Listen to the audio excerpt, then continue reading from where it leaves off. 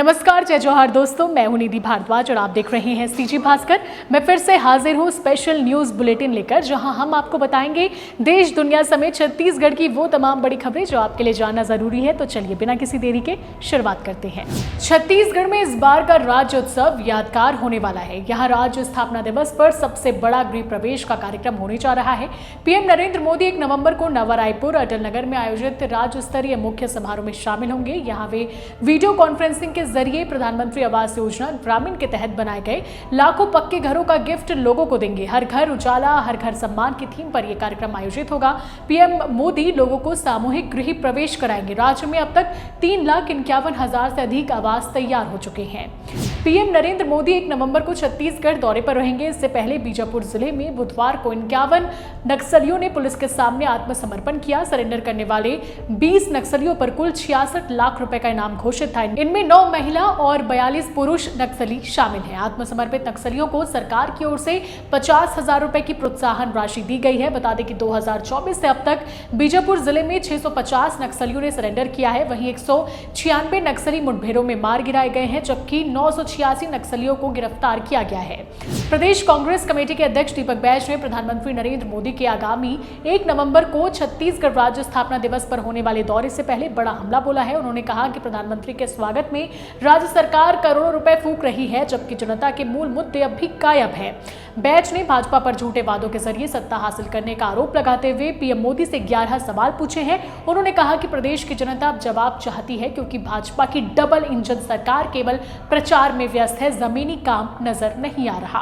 बिलासपुर में कांग्रेस नेता पर गोली चलाने वाला मास्टरमाइंड युवा कांग्रेस का पूर्व उपाध्यक्ष विश्वजीत अनंत निकला, जो अब पुलिस की गिरफ्त में है। राजनीतिक और जमीन के धंधे में वर्चस्व की लड़ाई के चलते उसने कांग्रेस नेता और जनपद उपाध्यक्ष की हत्या की साजिश रची थी। वारदात के बाद पुलिस ने सक्रियता दिखाते हुए 24 घंटे से पहले ही मास्टरमाइंड विश्वजीत और उसके भाई समेत 7 आरोपियों को गिरफ्तार किया है, जिसमें 2 नाबालिग भी शामिल है। खास बात यह है कि हमले का सरगना विश्वजीत का कांग्रेस नेताओं के साथ साथ अपने समाज के धर्म गुरुओं और राज्य सरकार में मंत्री से भी करीबी रिश्ता है। जांजगीर चांपा में भ्रष्टाचार के खिलाफ एंटी करप्शन ब्यूरो की जबरदस्त बड़ी कार्रवाई सामने आई है। यहाँ एसडीएम कार्यालय चांपा के भू अर्जन शाखा के अमीन पटवारी और ऑपरेटर को हिरासत में लिया गया। दोनों को एक किसान से 1,80,000 रुपए रिश्वत लेते रंगे हाथों दबोचा गया है। इस कार्रवाई से पूरे परिसर में हड़कंप मच गया। फिलहाल दोनों आरोपियों को पूछताछ के लिए टीम अपने साथ ले गई। प्रधानमंत्री नरेंद्र मोदी की गुरुवार को मुजफ्फरपुर और छपरा में चुनावी सभा हुई। इस दौरान पीएम मोदी ने कांग्रेस राजद पर जमकर हमला बोला। छपरा में सभा को संबोधित करते हुए कहा कि नरेंद्र और नीतीश आपके सपने को पूरा करने में जुटे हैं। वहीं कांग्रेस राजद वाले बिहार और बिहारियों का अपमान करते हैं। उन्होंने आगे कहा कि जंगल राज के नेता आपको लगातार गुमराह कर रहे हैं, आपको लालच दे रहे हैं। आरजेडी और कांग्रेस कभी भी बिहार को विकसित नहीं बना सकता है। देश में खराब सड़कों को लेकर केंद्रीय सड़क परिवहन मंत्री नितिन गडकरी ने तय किया है कि गलती जहां होगी जिम्मेदारी वहीं तय होगी। इसी सोच के साथ उन्होंने राष्ट्रीय राजमार्ग प्राधिकरण और सड़क निर्माण कंपनियों को आदेश दिया है कि वे अपने YouTube चैनल बनाकर हर प्रोजेक्ट की वीडियो रिपोर्ट जनता के साथ शेयर करें। गडकरी ने घोषणा की है कि अब हर राष्ट्रीय राजमार्ग पर QR कोड वाले बोर्ड लगाए जाएंगे। कोई भी व्यक्ति उस कोड को स्कैन कर ये देख सकेगा कि उस सड़क को किस ठेकेदार ने बनाया, किस कंसल्टेंट ने डिजाइन किया और कौन सरकारी अधिकारी उस सड़क की देखरेख कर रहा है।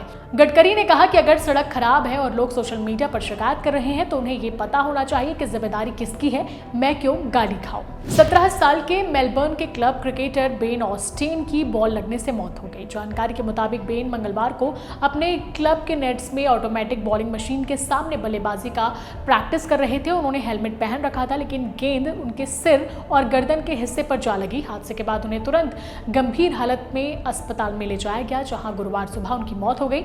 वहीं बेन ऑस्टिन को श्रद्धांजलि देने के लिए नवी मुंबई में खेले जा रहे वुमेन्स वर्ल्ड कप के दूसरे सेमीफाइनल में ऑस्ट्रेलिया और भारत की टीमों ने काली पट्टी बांधकर उन्हें शोक व्यक्त करते हुए श्रद्धांजलि अर्पित की। 90s की अदाकारा ममता कुलकर्णी कई सालों बाद दोबारा चर्चा में है। उनका एक वीडियो सोशल मीडिया पर काफी तेजी से वायरल हो रहा है, जिसमें वो अंडरवर्ल्ड डॉन दाऊद इब्राहिम को लेकर एक विवादित बयान दे रही हैं। यूपी के गोरखपुर में उन्होंने कहा कि दाऊद कोई आतंकवादी नहीं है, उसने मुंबई में कोई ब्लास्ट नहीं किया है। आगे उन्होंने ये भी साफ साफ किया कि वे कभी दाऊद से नहीं मिले। बता दें कि ममता अपने समय की सबसे बड़ी एक्ट्रेस में से एक रही, लेकिन जब अंडरवर्ल्ड संग उनके रिश्तों की खबरों ने जोर पकड़ा तब उनका करियर पटरी से उतर गया। हालांकि इस बात में कितनी सच्चाई थी ये तो अब तक कोई नहीं जानता। सिंगर और एक्टर दिलजीत दोसांझ अपने नए एल्बम ओरा के लिए वर्ल्ड टूर पर हैं। सिडनी कॉन्सर्ट शुरू होने से पहले दिलजीत ने बैकस्टेज होने वाली तैयारियों की झलक दिखाई। एक्टर ने यहां एक बड़ा खुलासा किया। उन्होंने बताया कि ऑस्ट्रेलिया में उन्हें रेसिस्ट कमेंट का सामना करना पड़ा है। कुछ लोगों ने उन्हें कैब ड्राइवर कहकर बुलाया।